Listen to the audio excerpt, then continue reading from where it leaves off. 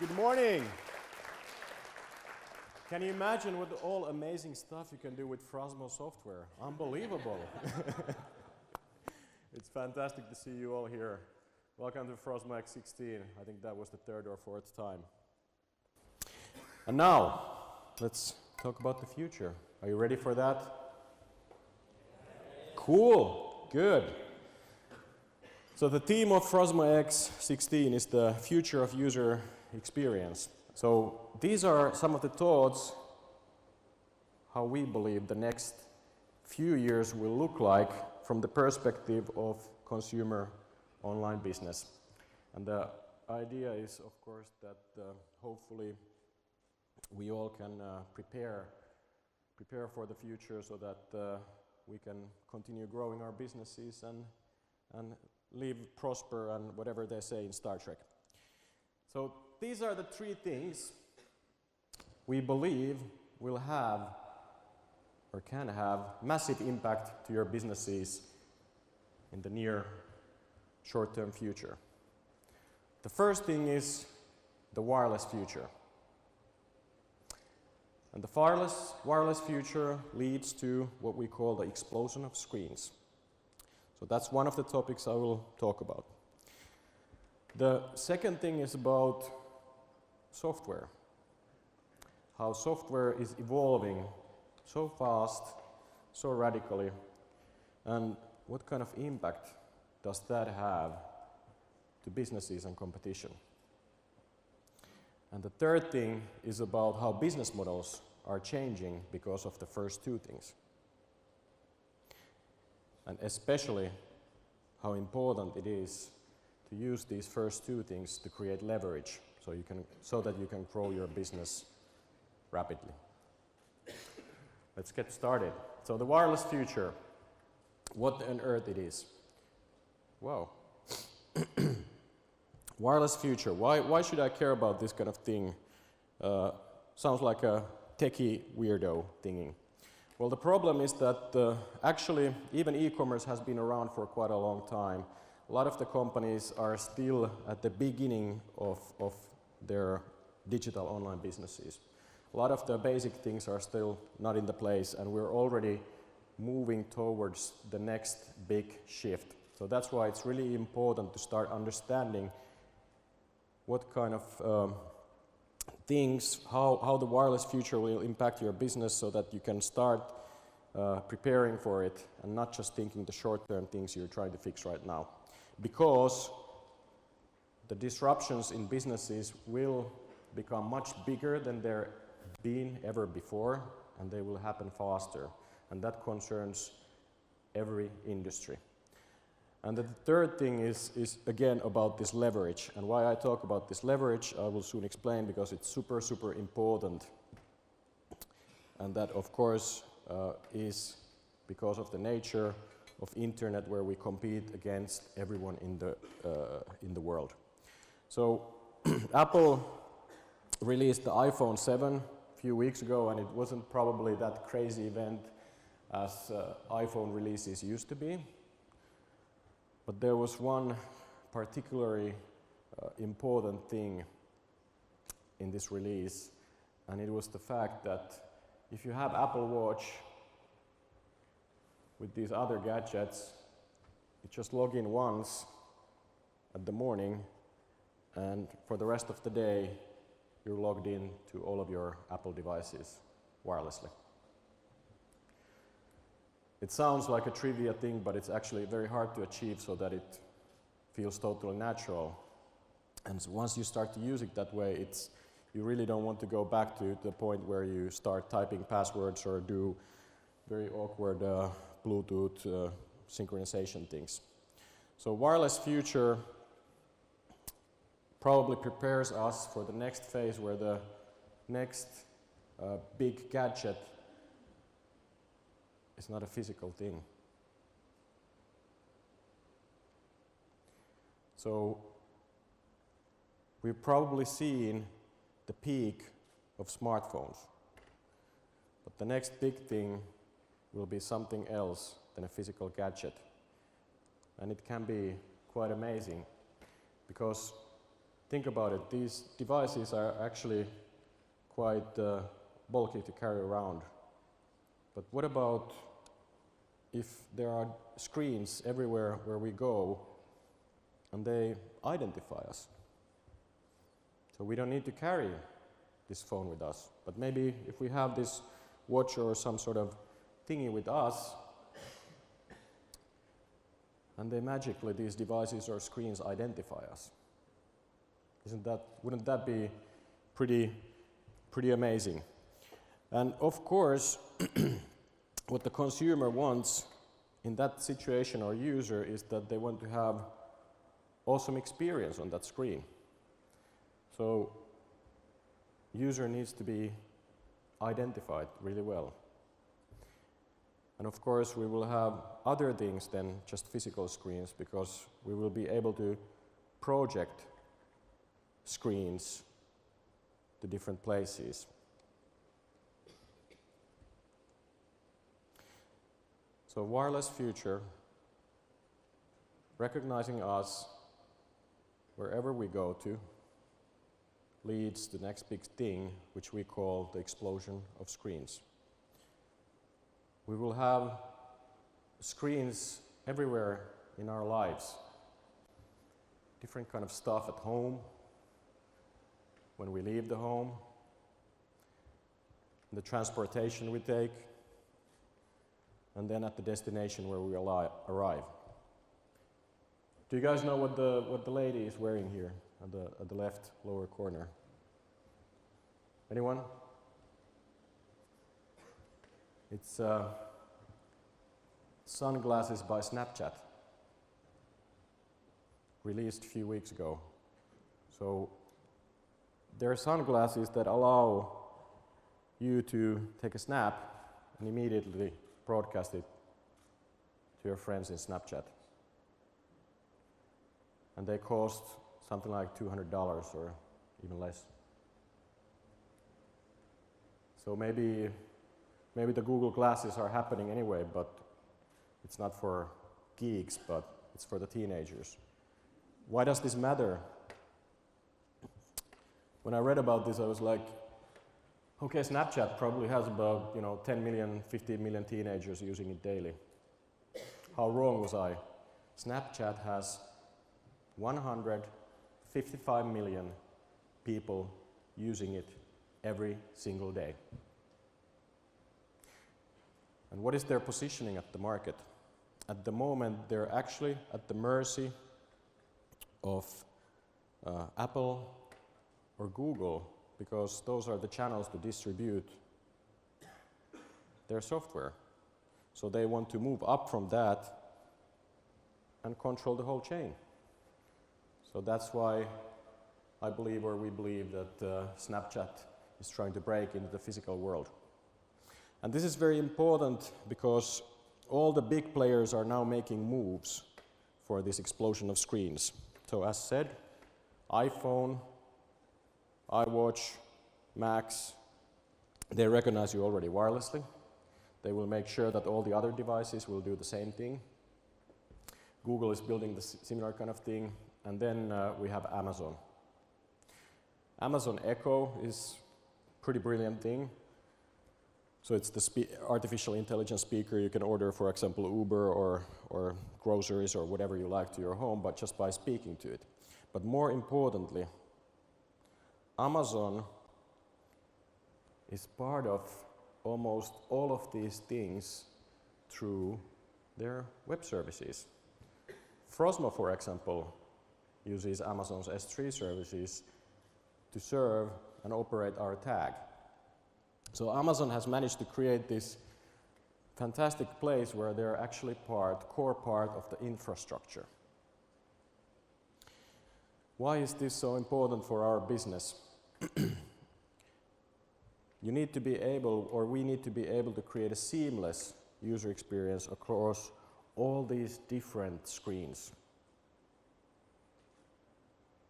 So there are going to be like 40 or 50 different screens, and we need to be able to create seamless user experience.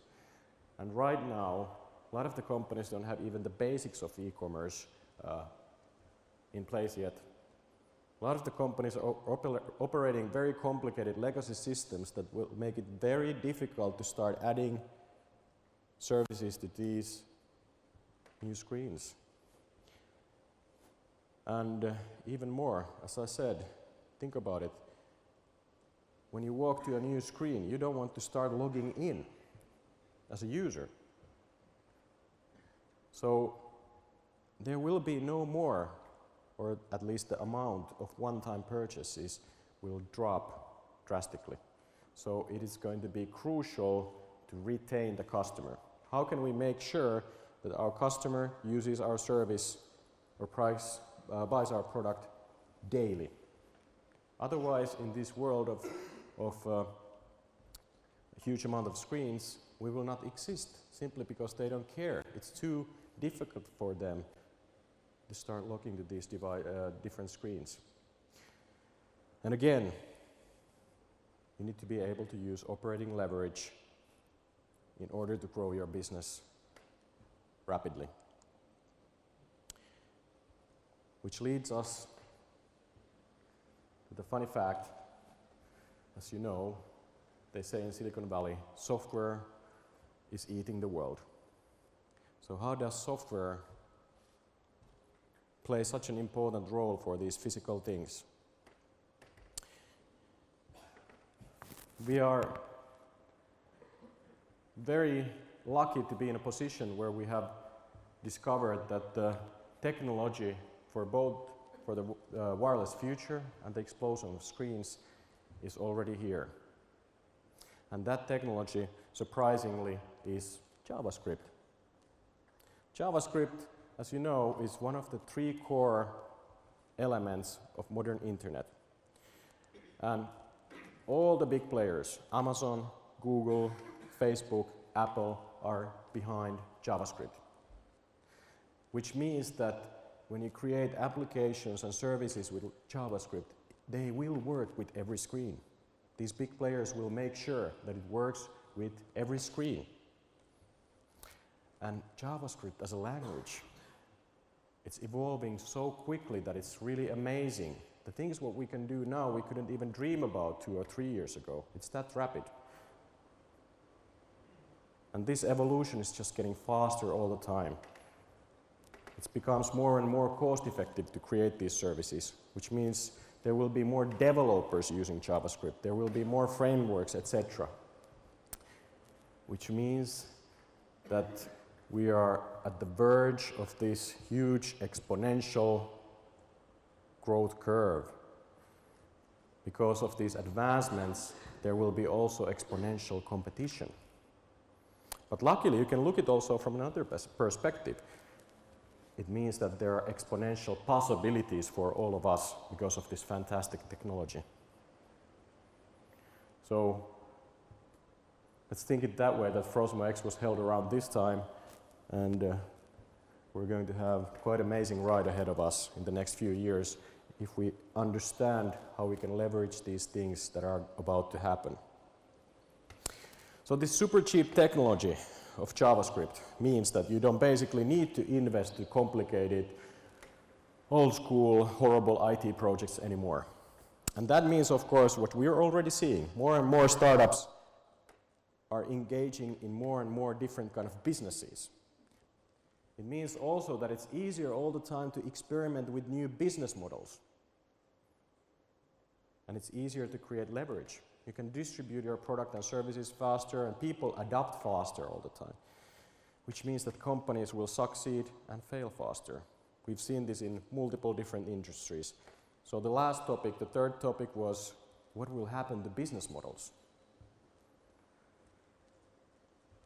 Is the future still about buying a product, or is the future not about owning, but using a service?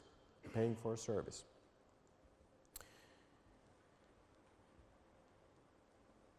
So, explosion of screens, wireless future, people don't want to log in, they want to be identified automatically, and you need to be able to create leverage globally.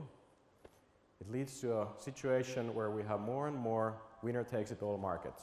So more failures, bigger successes.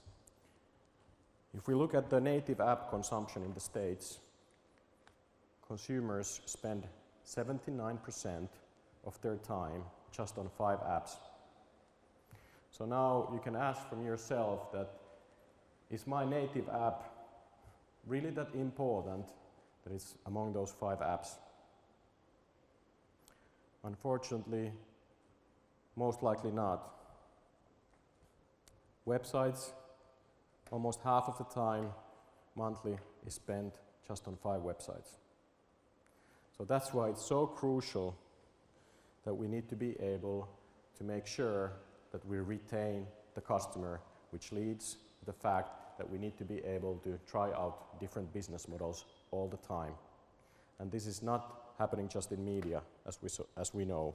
There's Uber, there's Airbnb, McDonald's is ditching the waitresses. And have you heard about this? The Dollar Shave Club. It's basically a service, American startup founded in 2012, where you can buy razor blades and they will deliver new blades to your home every month. Pretty simple, huh? But this guy was actually going against Procter Gamble, one of the biggest and most successful companies in the world.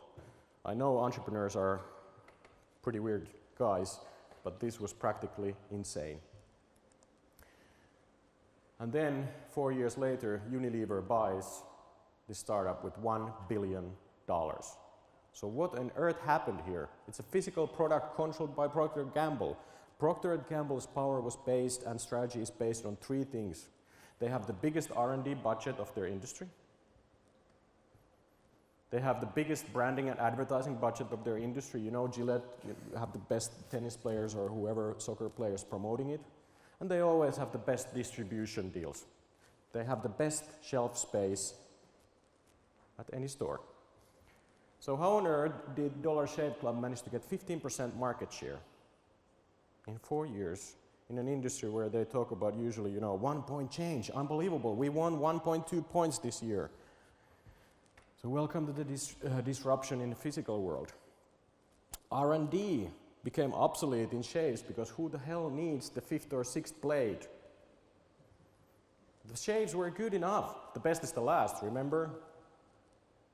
Android phones are getting so close to iPhone that does it make any sense to pay 700 euros for an iPhone? Same thing with blades, or even more obvious there. This guy created an amazing YouTube video where he basically told people that you don't need the 5th blade and it's very, you know, convenient actually to get the blade straight to your door. He created a YouTube video which got instantly it went viral. It got about 20 million views for free, which managed to get him first few 100,000 subscribers, and he raised $100 million in VC capital and used to create leverage. He didn't even care to build his own e-commerce platform. He used Amazon. He used Amazon for distribution, he used Amazon for payment gateway, and he used the Amazon's cloud for the infrastructure. So he managed to start all this with few $100,000. 15% market share, $1 billion exit, which was actually, I think, cheap. But what happened there also was that a lot of value was destroyed. It made only 1/3 of the money the Gillette shaves made. Only 1/3 of the money Gillette shaves made. And of course, we've seen this, for example, with Facebook and Google. What did they do to advertising spend or media companies? It was horrifying. They did similar kind of thing. They destroyed huge amount of value. And we will see this more and more in different kind of industries all the time. So this winner takes it all markets, we need to take them very seriously because the big players understand this very perfectly well and they create leverage in multiple different ways. So Amazon is not just about great buying power, but of course also the best distribution channel, the best warehouse management, and they have their membership power to create, again, margin for their other businesses. So this is the future. Winner takes it all markets, weird kind of technologies coming in. What on earth should we do as businesses? How can we prepare for this? This is what we recommend at Frosmo. So try to create something exclusive for your business. It doesn't mean that it needs to be a product that is exclusive, but some part of your service needs to be exclusive, which no one else can offer, because that protects you. The second thing is, how can we try to think service business models? How can we try to add at least some sort of model where we retain our users, because otherwise our business might collapse? The third thing is that we need to become better as companies explaining what is the problem what we are solving to our customers. Most websites are not telling it very clearly. The most successful startups are really good at it, addressing the problem just for you. How do I solve it for you? How do I solve it just for you? So this is a very important thing. How do we test and try that in the service? And of course, all of these things, they're related to user experience. So user experience is, of course, the product and the user interface we use to purchase the product or service. So all of these three things are tested through UX. Exclusivity, creating the service business model, and how do we explain what kind of problem we solve just for you. So the summary, future of user experience. We predict at Frosmo, always dangerous to predict, but we predict that in the near future, strong wireless identification will lead to an explosion of screens, because we don't want to carry bulky things with us. It's going to be a challenge for companies, but luckily the technology has been already chosen by more powerful companies than the open source community, and that is JavaScript.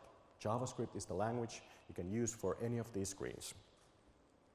And it can help you. It's not just the software, it's not that we talk about technology here, but we talk about the possibilities what this technology creates for you, because it's so cheap, so fast, and so effective to create the user experience with it. You can try out new business models. Which leads us to the third thing, is that you have the possibility to start preparing for this future right now, and we highly, of course, recommend that you should start it right away. And that was my presentation about the future. Thank you very much.